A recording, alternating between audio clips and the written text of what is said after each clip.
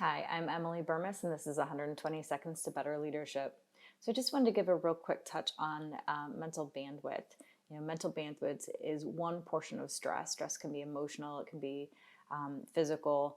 It can also be, a bandwidth issue, which is that we just don't have the brain space to handle everything that we're in charge of.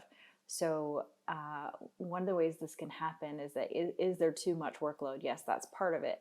But if the workload is primarily centered around things that you're good at, your mental bandwidth should stay pretty good, right?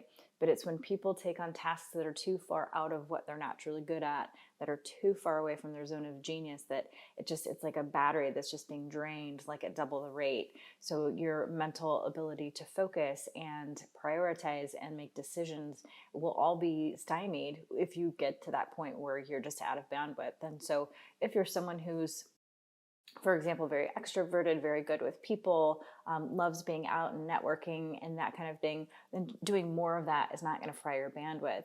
But if you're introverted and that stuff stresses you out, and for whatever reason you're forced to be doing a lot of that right now, your mental battery is going to drain awfully quickly. Same as the reverse. If you are bad with details and planning, and all of a sudden your job requires you to manage all these details and planning, working an 8-hour day isn't going to feel like an 8-hour day. It's going to feel like a 12-hour day. So just be mindful that the number of hours that you work don't have that much.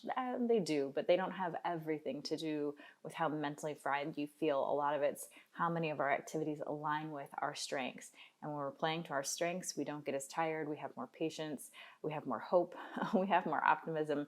And when that gets too drained, it's very difficult to maintain those same positive mental attitudes. So pay attention to where you're spending your time, not just how much time you're working, but what kind of work you're asking yourself to do.